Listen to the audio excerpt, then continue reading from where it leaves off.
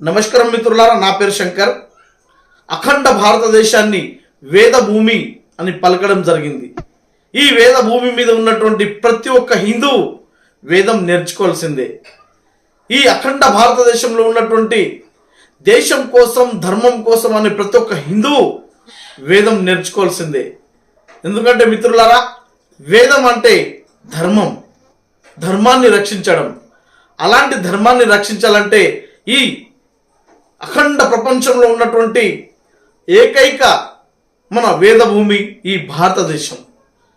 అలాంటి ఈ పుణ్యభూమిలో పుట్టినందుకు మనం ప్రతి ఒక్కరు సంతోషపడుతూ, వేదం అనేది సాక్షాత్తు ఆ భగవంతు దగ్గర నుండి ఋషులు మునుల ద్వారా, వారి యొక్క ఆలోచన విధానం ద్వారా ఆ భగవంతుడు పలికినటువంటి మాటలను స్వయంగా వాళ్ళు గ్రహించి మనకు అందించినటువంటి ఒక గొప్ప పుస్తకం. అలాంటి పుస్తకాన్ని ఖచ్చితంగా ప్రతి ఒక్కళ్ళు చదువుకోవాల్సిందే. మిత్రులారా, సాక్షాత్తు మీరు చూస్తున్నారు, అక్కడ ఉన్నటువంటి భగవంతుడు మునులు ఋషుల ద్వారా ఈ వాళ్ళ యొక్క ఆలోచనలను, వాళ్ళ యొక్క సంస్కృతిని, వాళ్ళ యొక్క సాంప్రదాయాలను, వాళ్ళ యొక్క జ్ఞానాన్ని, మంత్రాలను వాళ్ళు నేరుగా మునులు, అదేవిధంగా ఋషుల ద్వారా మనకు ఈ వేదాన్ని ఇక్కడ రచించి మనకు పెట్టడం జరిగింది. ఈ వేదం మిత్రులారా, అప్పటి ఉన్నటువంటి పత్రాల మీద కానీ, శాసనాల మీద కానీ, అదేవిధంగా గుడి యొక్క ద్వారకం ముందు అక్కడ ఆ శిల పలకల పైన కానీ మనకు, అంతేకాకుండా నాణ్యాల పైన కానీ ఈ శాసనాలు మనకు లభిస్తాయి. రాను రాను కాలం మారుతున్న కొద్దీ ఈ శాసనాలను కుదింపజేసి దానికి పుస్తకాల రూపంలో తీసుకురావడం జరిగింది. చూసినట్టయితే ఈ వేదాలు 4 రకాలు మిత్రులారా: ఋగ్వేదం, యజుర్వేదం, సామవేదం, అథర్వేదం. ఈ 4 వేదాలు వేదంలో అక్కడ ఏర్పరచబడి ఉన్నాయి మిత్రులారా. మన జీవితానికి మనం పుట్టినందుకు గాను ఖచ్చితంగా ఈ వేదంలో ఒక్క శ్లోకమన్నా, కేవలం ఒక్క శ్లోకమన్న, ఒక్క పేజన్న నేర్చుకొని తీరాల్సిందే మిత్రులారా. అప్పుడే మనం ఈ దేశంలో హిందువుగా పుట్టినందుకు దానికి ఒక అర్థం ఉంటుంది. వేదం అనేది ఒకటే, కానీ దాన్ని మునులు ఋషులు వాళ్ళ యొక్క అనుకూలంగా మార్చుకోవడానికి దానికి 4 రకాలుగా మార్చడం జరిగింది. దీంట్లో మళ్ళీ తిరిగి ఉపయోగాలుగా కూడా వాళ్ళు విభజించడం జరిగింది. ఒక రాజు ఏ విధంగా పరిపాలించాలి, మనము అస్త్ర శస్త్రాలను ఏ విధంగా ఉపయోగించాలి, మంత్రాలను ఏ విధంగా ఉచ్చరించాలి, అందులో ఉన్నటువంటి పిల్లలు చెడిపోకుండా, ఇప్పుడు ఉన్నటువంటి తరం మారిపోకుండా, ఇప్పుడు ఉన్నటువంటి తరాలు వాళ్ళ యొక్క జీవనాన్ని కోల్పోకుండా ఇప్పుడు వాళ్ళు ఒక పద్ధతిలో నడవాలంటే ఖచ్చితంగా వేదం నేర్పించాల్సిందే. ఎందుకంటే మిత్రులారా, ఈ వేదంలో మాత్రమే ఏ విధంగా జీవించాలి, ఏ విధంగా ఇతరులకు మనం చెడు చేయకుండా ఉండాలి, ఏ విధంగా మనము ఈ వేదంలో ఒకరికొకరు సహాయసహకారాలు అందుకుంటూ అదేవిధంగా తమ జీవితాన్ని ముందుకు తీసుకెళ్లాలో క్లియర్గా ఈ వేదంలో ఏర్పడి ఉంది మిత్రులారా. అందుకే కేవలం మీకు టైం దొరికినప్పుడల్లా ఒక 5 నిమిషాలు, 10 నిమిషాలు, గంట సేపు కూడా మీరు ఈ వేదాన్ని నేర్చుకున్నట్టయితే ఈ భారతదేశం మీద మనం హిందువుగా పుట్టినందుకు దానికి ఒక అర్థం ఉంటుంది. అంతేకాదు మిత్రులారా, మనం చూస్తున్నాం ఈ జనరేషన్లో కులానికి ఒక దేవుడు అయిండు, కులానికి ఒక గుడి అయింది. ఖచ్చితంగా గుడిలో ఏ విధంగా అయితే పెరుగుతున్నాయో వేద పండితులు కూడా అదే విధంగా పెరగాలి. మిత్రులారా, మనము ఒక వేద పండితుడిని మన గుడిలో పెట్టుకున్నట్టయితే ఆ వేద పండితుడు అతని యొక్క వేదం ద్వారా అక్కడ అనుకూలంగా ఉన్నటువంటి పరిస్థితులను బట్టి చుట్టుపక్కల ఒక 4గురికి వేదం నేర్పించిన కూడా ఈ భారతదేశం, అఖండ భారతదేశం మళ్ళీ వేదభూమి అవుతుంది. ఆ వేదం నేర్చుకుంటే అక్కడ ఉన్నటువంటి క్రైమ్ తగ్గించడానికి ప్రయత్నం చేయొచ్చు మిత్రులారా. ఒక మంచి భక్తి మార్గంలో నడిపేయడానికి ప్రయత్నం చేయొచ్చు.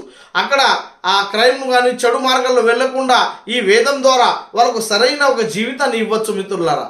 అందుకే ఖచ్చితంగా వేదం నేర్చుకోవాల్సిందే. అంతేకాకుండా మిత్రులారా, వేదం అనే పాఠశాల, ఈ వేదాన్ని ఒకవేళ పాఠశాల చేర్పించినట్టయితే కేవలం ఒక వర్గానికే కాకుండా అఖండ భారతదేశంలో ఉన్నటువంటి ప్రతి ఒక్కరు ఈ వేదం నేర్చుకోవడానికి అవకాశం ఉంటుంది.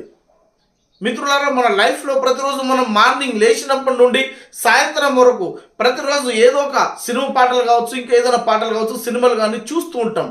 కానీ మిత్రులారా, కేవలం 5 నిమిషాలు వేదం కోసం కేటాయించండి, వేదాన్ని నేర్చుకోండి. ఎందుకంటే మిత్రులారా, పాటలు అనేది మన జీవితం కాదు, వేదం అనేది మన జీవితం. ఎందుకంటే మిత్రులారా, వేదం నేర్చుకుంటేనే మన హిందూ యొక్క సాంప్రదాయాలు మనకు తెలుస్తాయి. ఈ సమాజంలో ఉన్నటువంటి ప్రతి ఒక్క తల్లిదండ్రులు వాళ్ళ పిల్లలకు రోజు ఒక 10-15 నిమిషాలు కానీ గంట సేపు కానీ వేదాన్ని నేర్పించండి. వేదం నేర్పించడం వల్ల ఈ తరంలో మీ పిల్లలు ఏ విధంగా బతకాలి, తల్లిదండ్రుల మీద ఏ విధంగా గౌరవాన్ని ఉంచుకోవాలి, సమాజం పట్ల ఏ విధంగా మెలగాలి, చుట్టాలతో ఏ విధంగా ఉండాలి, బంధువులతో ఏ విధంగా ఉండాలి, పెద్దవాళ్ళతో ఏ విధంగా మాట్లాడాలి. అంతేకాకుండా మిత్రులారా, మీరు వేదాన్ని నేర్పించడం వల్ల మీ పిల్లలకు రేపటి రోజు మీ కుటుంబం ఏ విధంగా భారం మోయాలనే ఆలోచన వాళ్ళకు కలుగుతుంది. లేదా మీరు వేదాన్ని నేర్పించకపోవడం వల్ల వాళ్ళ యొక్క ఆలోచనలు ఏదో ఒక విధంగా వేరే దిక్కు మళ్ళిస్తూ క్రైమ్లు కానీ తప్పుడు పనులు కానీ చేయడానికి ఆస్కారం ఉంటుంది. అలాంటి తప్పుడు పనులు జరగకుండా మీ పిల్లలను జాగ్రత్తగా ఉంచుకోవాలంటే వేదాన్ని నేర్పించండి. నేను మటన్ చికెన్ తింటా, నేను మటన్ చికెన్ తినేవాడిని, నా నోటితో వేదాన్ని ఏ విధంగా నేను నేర్చుకోవాలి, అది కేవలం ఒక బ్రాహ్మణ వర్గం నేర్చుకుంటేనే బాగుంటుంది అనుకోవడం మన తప్పు. ఎందుకంటే మిత్రులారా, అలా అనుకోనే నేను మటన్ తింటా, నేను చికెన్ తింటా, నేను డ్రింక్ చేస్తా అనుకోనే మనం వేదాన్ని దూరం అవుతున్నాం.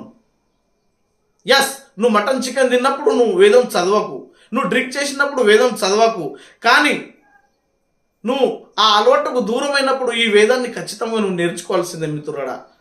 ఎందుకంటే మనం ఈ విధంగానే నేను డ్రింక్ చేస్తా, నేను మటన్ చికెన్ తింటా అని ఆ ఆలోచనతో మనం గుడికి వెళ్ళడం కూడా మానేస్తున్నాం మిత్రులారా. ఆ భగవంతునికి మనకు ఒక గ్యాప్ ఇక్కడ వస్తున్నది మిత్రులారా. ఎందుకంటే ఆ ఆలోచన నీ మైండ్లో వచ్చేస్తున్నది, నేను మటన్ తింటా, నేను చికెన్ తింటా, నేను డ్రింక్ చేస్తా అనేది. మిత్రులారా, నువ్వు మటన్ చికెన్ తిన్నంత మాత్రాన అక్కడ జరిగే నష్టం ఏం లేదు. నువ్వు మటన్ చికెన్ తినే కదా నీ ఇంట్లో దేవుళ్ళ యొక్క ఫోటోలను పెట్టుకొని అక్కడ పూజ చేస్తున్నావు. నువ్వు మటన్ చికెన్ వండుకునే కదా ఇంట్లో నీ దేవుడి ఇంట్లో ఉన్నా కూడా అక్కడ పూజను నిర్వహిస్తున్నావు. మరి అలాంటప్పుడు అక్కడ లేని భేదము నీకు గుడికి వెళ్ళడానికి లేదా ఈ వేదం నేర్చుకోవడానికి ఎందుకు?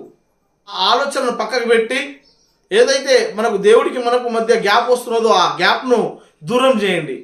నువ్వు నీ అలవాట్లు అది ఒక పక్కకు పెడితే నువ్వు చేయాల్సిన పని వేదాన్ని నేర్చుకోవడం, దేవుడి యొక్క సన్నిధిలో వెళ్ళి దేవుని యొక్క దర్శనం తీసుకోవడం. ఖచ్చితంగా నీ పని నువ్వు చేసుకో, దానికి దీనికి ఎలాంటి సంబంధం లేదు. మిత్రులారా, ఈ వేదం అనేది మనోధర్మ శాస్త్రం కాదు, ఇది అఖండ భారతదేశంలో ఉన్నటువంటి ప్రతి ఒక్క హిందూ నేర్చుకోవాల్సిన ఈ వేదం, ఈ పుస్తకం. ఎందుకంటే మహాభారతంలో కూడా మనకు కృష్ణుడు అర్జునుడికి ఉపదేశించినటువంటి పదాలు ఇందులో ఉంటాయి. అంతేకాకుండా అఖండ భారతదేశంలో ఉన్నటువంటి ప్రతి ఒక్క సృష్టికర్త నుంచి అంతం వరకు ప్రతి ఒక్క రహస్యం కానీ, అదేవిధంగా మంత్ర యంత్రాలు కానీ, ఏ విధంగా మెలగాలి ఉండాలి, జీవితాన్ని ఏ విధంగా సరైన మార్గంలో నడిపించుకోవాలి, ఏ విధంగా మనము సత్యం వైపు నడవాలనే దాని గురించి ప్రతి ఒక్క అంశాల గురించి ఇందులో వివరించబడ్డాయి. ఎస్ మిత్రులారా, మీకు ఒక డౌట్ రావచ్చు, బాగానే చెప్తున్నారు, మరి వేదాన్ని ఏ విధంగా నేర్చుకోవాలని. నేను ఆర్య, నేను వైశ్య, నేను ఒక క్షుద్ర, మరి ఏ విధంగా నేను ఈ వేదాన్ని నేర్చుకోవాలి, అది కేవలం బ్రాహ్మణులు మాత్రమే నేర్చుకుంటారు కదా అని ఒక డౌట్ రావచ్చు. అలాంటి డౌట్ అవసరం లేదు మిత్రులారా. అఖండ భారతదేశంలో ఉన్నటువంటి ప్రతి ఒక్క హిందూ ఈ వేదాన్ని నేర్చుకోవచ్చు. అది ఏ విధంగా అంటే మిత్రులారా, మన బాసరలో ఉన్నటువంటి శ్రీ వేద పీఠ నిలయం అని అక్కడ ఉంది. ఆ వేద పీఠ నిలయంకు సంబంధించినటువంటి గురూజీ గారు అక్కడ ఒక యూట్యూబ్ ఛానల్ను అక్కడ క్రియేట్ చేయడం జరిగింది.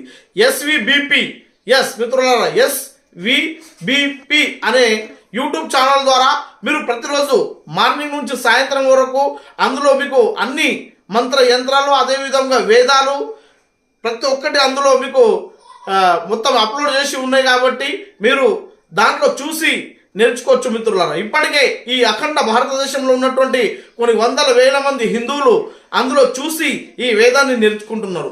ఈ అఖండ భారతదేశం మీద మనం పుట్టినందుకు గర్వపడుతూ ఖచ్చితంగా వేదాన్ని నేర్చుకోవాల్సిందిగా మనవి.